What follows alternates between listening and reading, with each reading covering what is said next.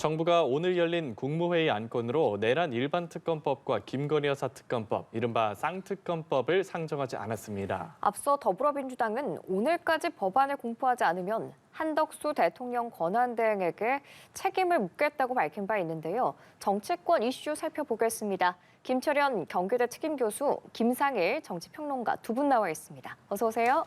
안녕하세요. 예, 안녕하십니까. 한덕수 대통령 권한대행이 민주당이 제시한 특검법 2개를 국무회의에 상정하지 않았습니다. 앞서 민주당이 상정하지 않을 경우 책임을 즉시 묻겠다, 탄핵 압박을 가했거든요. 그러면 민주당 움직임 앞으로 어떻게 움직일 거라 예상하십니까? 그래서 저는 민주당에서 내뱉은 말이 있기 때문에 네. 탄핵안 발의까지는 갈 수 있을 걸로 보이거든요. 발의요? 예. 그래서 실질적으로 탄핵 소추 표결까지는 좀 어렵다고 보이는 게 예.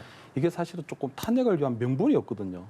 왜냐하면 어쨌든 이 특검법에 대해서는 거부권 시한이 내년 1월 1일까지인데 예. 민주당에서 무슨 기준인지는 모르지만 민주당 기준인 오늘로까지로 결정하라는 게 사실은 거부권 시한에 대한 그게 맞지 않고요.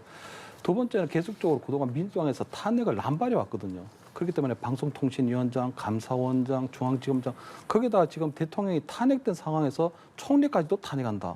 이렇게 되면 과연 국민적 여론이 이걸 받아들일 수 있을까 이런 부분이 있고요. 특히 이 특검안에 대해서 계속 거부권 행사에서 탄핵안을 하게 되면 총리 다음으로 권한대행은 경제부총리, 교육부총리 이루어질 텐데 네. 대행의 대행까지도 그럼 계속적으로 탄핵을 할 거냐 이런 결국 논의가 빠지거든요.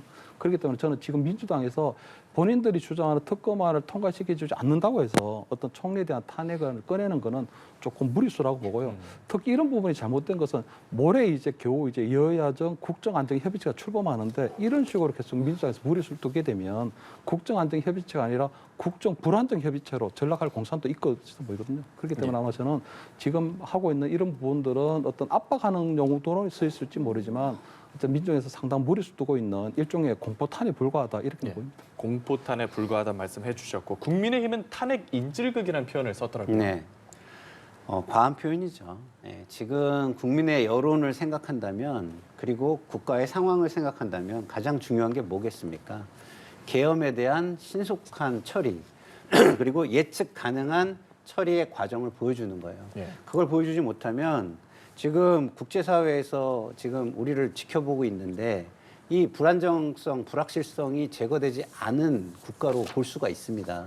그러면 대외신뢰도가 얼마나 추락을 하겠습니까? 이런 거보다 더 위기 상황이 어디 있어요? 국무총리가 생각해야 되는 부분은 그런 부분이고 그리고 본인도 거기에 피의자로 돼 있습니다. 그래서 본인이 내란 특검을 막는 것은 적어도 얘기가 안 돼요.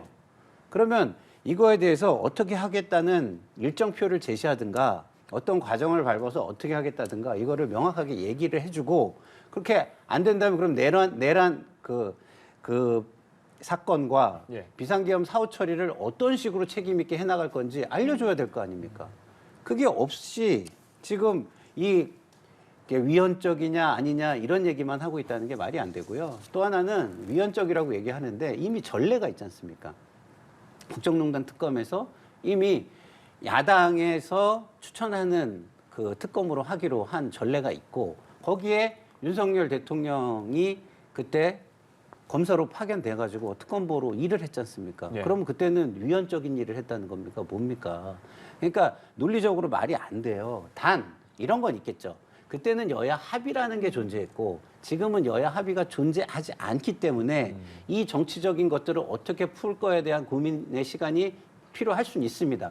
그럼에도 불구하고 중요한 거는 예측 가능성을 국민에게 줘야 된다는 거예요. 그러지 않고 마치 비상계엄을 옹호하고 비호하고 내지는 방어하기 위한 모습으로 비춰진다면 이거는 역사와 국민 앞에서 용납될 수가 없는 모습이다. 그런 부분을 해소하는 모습을 보이면서 자기 행위를 해야 된다 이런 생각이 듭니다. 그런데 만약에 민주당이 한 권한대행을 탄핵을 선택하게 한다고 해도 그 고민은 남습니다. 양측이 그 탄핵 요건을 둘러싸고 법리 공방을 벌이고 있는 건데 두 분이 여기에 대해서 각각 어떻게 생각하시는지도 궁금하거든요. 먼저 평론가님. 기본적으로 대통령에 대한 탄핵을 200석으로 한 예. 이유를 생각해 보시면 돼요. 그거는 국민이 선출한 대통령이에요. 그 민주성과 정통성을 탄핵하려면 국회의원의 국민의 대표의 3분의 2 이상은 필요하다는 겁니다. 근데 국무총리는 선출직이 아닙니다. 국무총리가 권한을 대행할 뿐이지 예. 국무총리가 선출직이 아니기 때문에 기본적인 탄핵 요건은 151석으로 보는 게 맞습니다. 왜? 헌법에도 국무총리가 대통령의 권한을 대행한다는 겁니다. 그러면 국무총리가가 주어져. 그러면 부총리가 대행해도 이거 부총리가 대행할 수 있는 겁니다. 예. 그러니까 권한 대행은 그 우선순위에 따라서 내려오면은 되는 거예요. 그거는 저는 문제가 되지 않는다고 보고, 단, 그러면 충분한 명분이 되느냐라는 게 문제가 되는 거예요. 여론의 역풍을 맞지 않을 가능성이 있느냐? 그렇진 않다고 봅니다. 왜냐하면 기본적으로 노정면 의원이 말실수를 너무 크게 했어요. 예. 네? 어떤? 뭐 국무위원 5명을 탄핵하면 행정부가 무력화되고 입법부가 모든 걸 다 할 수 있다는 식으로 얘기를 했습니다. 이 예. 얘기는 어떻게 됩니까? 자칫 잘못하면 엄청난 해당 얘기가 되는 거예요. 왜? 대통령이 지금 의회가 그런 식으로 해서 행정부를 무력화하려고 해서 내가 비상계엄을 했다. 그 말을 강화해 주는 게 돼버리잖아요. 그래서 저는 민주당에서 노정면 의원은 적절한 징계가 저는 해당 행위에 대한 징계가 필요할 정도가 아니냐 이렇게까지 생각을 합니다. 네, 노정면 의원에 대한 발언도 말씀을 해주셨고 또 이 탄핵 요건에 대한 양측의 공방은 어떻게 보고 계시는지. 일단 한덕수 총리는 대통령을 보좌하던 단순한 총리가 아니거든요. 이제는 외교권과 국군 통수권을 가진 실질적인 국가 원수의 지위를 겸하고 있기 때문에 저는 그동안 대통령이 있을 때 어떤 국무위원의 지위, 그러니까 과반수 정도의 탄핵이 아니라 지금 국가 원수급에 걸맞는 그런 대통령 탄핵 요건이 돼야 된다고 보는 게 맞거든요. 거기에 대해서는 어쨌든 헌법학자들의 견해도 갈리고 국회에서 어떤 우리 헌법 해석하는 전문가들 사이에서도 계속 의견이 갈리고 있는 상황이거든요. 그렇기 때문에 저는 민주당에서 한덕수 총리 권한 대행에 대한 탄핵을 하는 건 좋아요. 이건 말릴 수는 없지만 적어도 그러한 것에 대한 논란을 사전에 해소하는 건 필요하다. 그렇다면 그러한 권한쟁의나 여러 가지 부분에서는 헌법재판소에서 유일한 유권 해석 기관이기 때문에 적어도 한덕수 총리 권한 대행에 대한 탄핵을 시도하기 전에 먼저 헌법재판소에 그런 유권 해석을 받고 하는 게 맞다. 그게 민주당에서 얘기하는 국정 안정에 대한 어떤 그런 정신하고도 부합되는 부분이 있거든요. 그렇기 때문에 저는 지금 총리 권한 대행이 과반 정도면 된다. 또는 3분의 2에 걸맞는 탄핵 요건이 필요하다. 이런 부분들도 사실 굉장히 조금 불필요한 논란이 가까운데 그 부분에 있어서도 정치권에서 자꾸 이전 투구식으로 논쟁을 벌일 게 아니라 헌법재판소에 정하고 유권 해석을 받아보면 된다는 생각이거든요. 왜냐하면 비상계엄이나 이런 부분들도 있어서 굉장히 유연적이고 불법적 요인이 있었다는 것처럼 그것들을 수습하는 과정은 굉장히 합법적이고 합헌적으로 이루어져야 되는 부분이 맞거든요. 그렇게 보입니다. 저는. 예, 말씀하신 것처럼 참 이 정족수에 대한 의견은 저희가 여러 출연자분들한테 여쭤봐도 들어도 어려워서 여야가 좀 합의를 하는 게 좋을 것 같은데 이런 가운데 탄핵 정국을 수습할 국민의힘 비상대책위원장 자리에 오선의 권영세 의원이 유력한 것으로 전해졌습니다. 오늘 비상의원총회를 열고 의원들 의견을 수렴할 예정이라고 하는데 어떤 결론이 나올 거라 보십니까? 일단 뭐 권영세 의원이 차기 뭐 이 신임 비대위원장으로 유력하다 아니면 하마평이 이렇게 해서 올랐거든요. 예. 왜냐하면 어쨌든 이 권영세 의원 같은 경우에는 윤석열 정부에서 초대 통일부 장관을 했고 또 윤석열 대통령과도 개인적으로 굉장히 친분이 높은 걸로 알려져 있거든요. 그렇기 때문에 아마 권영세 의원이 뭐 계속 거론은 됐는데 이렇게 좀 시간이 걸린 건 보면 결국은 보면 지금 국민의힘에서는 지금 탄핵은 됐지만 대통령 탄핵은 됐지만 탄핵 반대를 하겠다는 그 당론은 계속적으로 유지를 하고 있는 상황이거든요. 그렇기 때문에 그 탄핵 반대라고 하는 당론을 계속적으로 유지시켜 줄 수 있는 사람 거기다가 지금 권성동 원내대표를 비롯한 친윤계가 다수파이기도 하고 당권을 장악하고 있는 상황인데 그 친윤계의 지분도 그대로 계속 유지시켜 줄 수 있는 사람 이런 것들을 원하고 있는 상황이거든요. 그렇기 때문에 아마 2016년도에 어떤 박근혜 대통령 탄핵 대표 탄핵 학습 효과 때문이라고 보는데 그때 보면 박근혜 대통령 탄핵이 끝나고 임명진 비대위가 들었었는데요. 임명진 비대위가 했던 첫 일성이 친박 청산이었거든요. 그렇기 때문에 이번에 결국 내부에서 인사를 두려워서 어쨌든 그 내부에서 어떤 쇄신이라든가 이런 것들보다는 아무래도 내부에서 어떤 탄핵 반대라고 하는 그 부분을 지켜나가려고 하는 부분이 있지 않나. 두 번째 그 가운데에는 결국 세 번째 대단한 어떤 친한계, 한동훈 대표를 비롯한 친한계를 결국 어떤 형태로든지 어떤 논란거리를 만들어서 축출해내려고 하는 그런 의도가 깔려 있는 게 아닌가. 아마 오늘 뭐 의원총회에서도 상당한 논란이 예상되고요. 후속 절차를 받는 과정에 있어서도 추인을 받는 그 과정에 있어서도 상당한 논란이 있을 걸로 보이거든요. 그렇다면 결국은 한동훈 대표가 물러났듯이 한동훈 대표와 함께했던 그 친한계들도 이번 기회에 좀 정리하려고 하는 그런 나름대로 의도가 좀 있지 않을까 이렇게는 보입니다. 예, 야당과의 협치에는 도움이 될 만한 인물로 보십니까? 글쎄요. 지금 야당과의 협치 이것도 중요하겠지만요. 네. 아까도 제가 강조했지만 비상계엄 사후 처리라는 게 너무 중요합니다. 그게 가장 지금 당면한 현안 과제예요. 그게 제대로 안 되면 기본적으로 해외에서 바라볼 때 저 국가가 불확실성이 너무 큰 국가로 보이는 거예요. 그럼 대신인도에 굉장히 큰 영향을 미칠 수 있고요.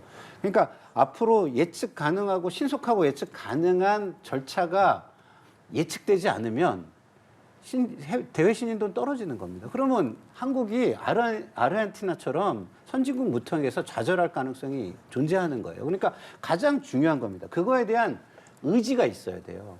그러니까 비상계엄에 대한 사후 처리 의지가 있느냐 없느냐가 가장 중요한 저는 잣대라고 봅니다. 그러면 사후 처리가 없다. 사후 처리에 대한 의지가 없다. 그럼 어떻게 보겠습니까? 이게 친윤이라 그렇다. 예. 그리고 사실상 대통령을 비호하고 대통령이 한 행위를 옹호하고 방탄하려고 한다. 이런 오해에 쌓이겠죠. 그럼 이런 오해는 국가의 불확실성을 또 크게 높일 겁니다. 그럼 국민들이 그런 상황에서 민생의 불안정, 이런 위기감, 이런 걸 가지고 가만히 두고 보겠습니까? 여론은 계속 악화할 거예요. 그래서 권영세 의원이 되든 외부에서 오든 가장 중요한 잣대는 비상계엄이 위헌적이다라는 거에 동의한다. 잘못됐다는 걸 인정한다. 이렇게 얘기했잖아요. 근데 그걸 인정하는 모습, 인정하고 책임지는 모습은 하나도 안 보여줘요. 그럼 국민들이 그 정당을 제대로 된 정당으로 보겠습니까? 믿을 수 있는, 신뢰할 수 있는 정당으로 보겠습니까? 그래서 제가 볼 때는 친윤, 비윤 이런 걸 따지는 것보다 더 중요한 거는 친윤이 나오려면 친윤 인사가 먼저 선언을 해야 돼요. 이 비상계엄 사후 처리를 어떻게 하겠다. 나의 의지는 이렇다. 기준은 이렇다. 이런 걸 천명하지 않으면 누가 나와도 지금 상황에서는 친윤이라는 이미지를 강화하고 그다음에 비상계엄을 옹호한다는 이미지를 강화하는 상황이 될 수밖에 없다. 이렇게 생각합니다. 네, 국민의힘 비상의원총회 결과 나오면 저희가 또 전해드리도록 하겠고요. 어제 윤석열 대통령 측이 수사보다는 이 탄핵 절차가 우선이라고 생각한다는 입장을 내놨습니다. 하지만 이 정작 헌재가 보낸 탄핵 심판 서류들은 받지 않고 있는데요. 그래서 헌재가 이제 발송 송달로 간주를 하고 예정대로 27일에 첫 변론 준비기를 열기로 했습니다. 앞으로 좀 어떻게 진행이 될까요? 그래서 뭐 윤석열 대통령의 변론 전략을 대충 넣은 것 같거든요. 그러니까 헌재는 헌재의 시간표대로 가라. 나는 피소추된 입장에서 나는 나대로 시간대로 간다는 이런 걸로 보이는 거거든요. 예. 그래서 첫 번째는 보면 어쨌든 헌법재판소가 지금 6인 체제인데 3명의 추가 임명을 조금 막는 방향으로 갈 것 같거든요. 그렇기 때문에 지금 권성동 원내대표는 만약에 한덕수 대행이 임명을 하면 권한 쟁의를 한다는 입장이고요.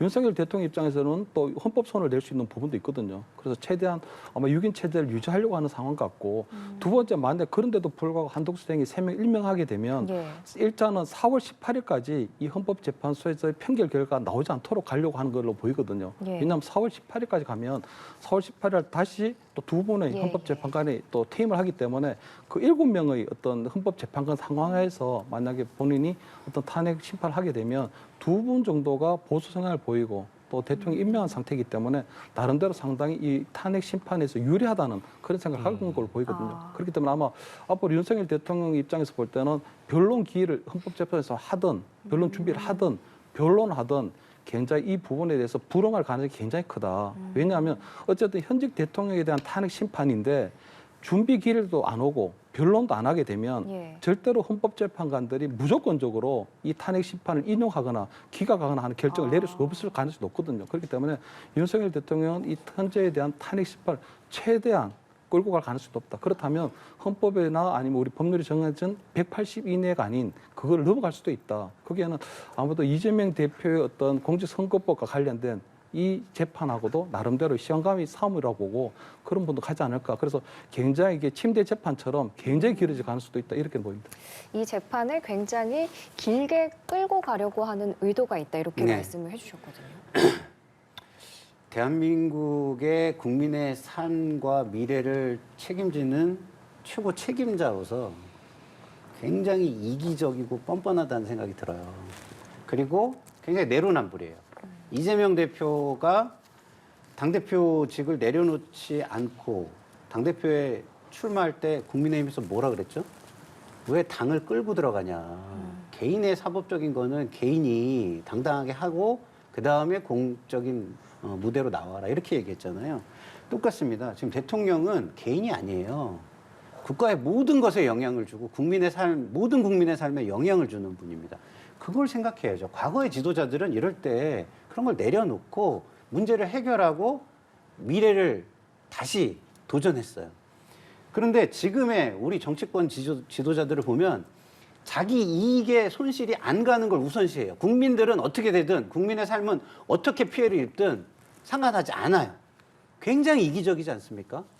어떻게 지금 그런 식으로 할 수가 있습니까? 지금 무슨 쇼핑을 합니까? 예? 무슨 탄핵이 내란에 우선한다? 그걸 자기가 정하나요? 이재명 대표가 그런 식으로 행동했을 때 뭐라 그랬어요?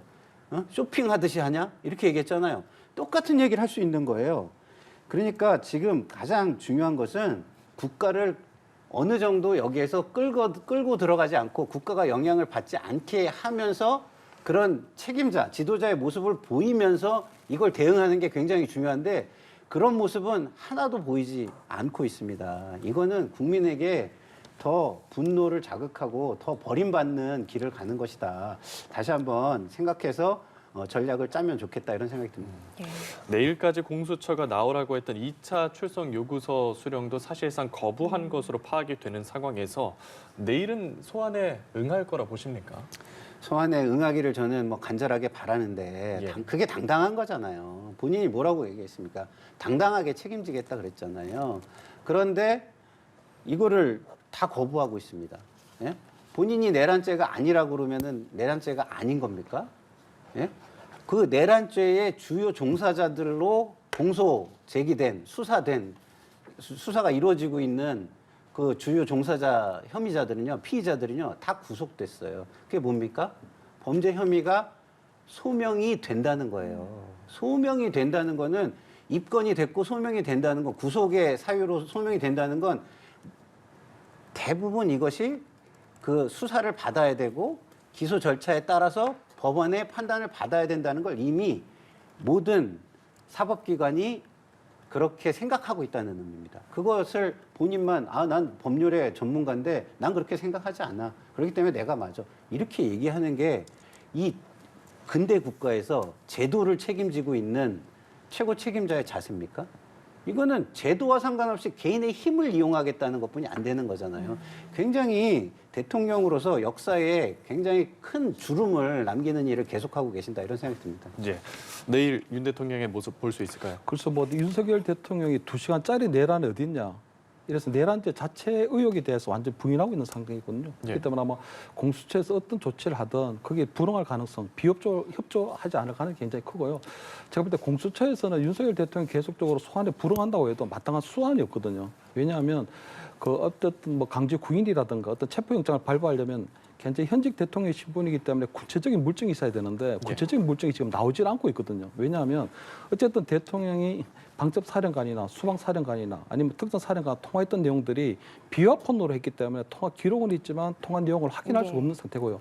그 사람들만의 진술만 있거든요. 거기다가 김영현 전 국방장관이 굉장히 중요한 키맨인데 이분이 지금 자물쇠 묵비권 행사하고 있기 때문에 일체의 진술하지 않고 있는 상황이기 때문에 공수처에서 볼 때는 현직 대통령에 대해서 체포영장을 발부하려면 구속시키려면 뭔가 구체적인 물증이 있어야 되는데 그런 것들이 전혀 없는 상태면 체포영장을 발부하기도 쉽지 않은 상태거든요. 그렇기 때문에 저는 아마 윤석열 대통령이 나름대로 법률가적인 관점에서 이것은 계속적으로 소환에 불응하고 앞으로 아마 체포영장이 발부될 가능성도 상당히 낮다고 생각하기 때문에 아마 어제 석동희 변호사를 통해서 앞으로 본인은 내란죄에 대한 부분보다는 탄핵 심판에 좀 집중하겠다 하는 이런 식으로 변론 전략을 좀 짠 게 아닌가 이렇게 보입니다. 예, 알겠습니다. 오늘 정치권 이슈들 김철현 경기대 특임 교수, 김상일 정치평론가 두 분과 얘기 나눠봤습니다. 고맙습니다.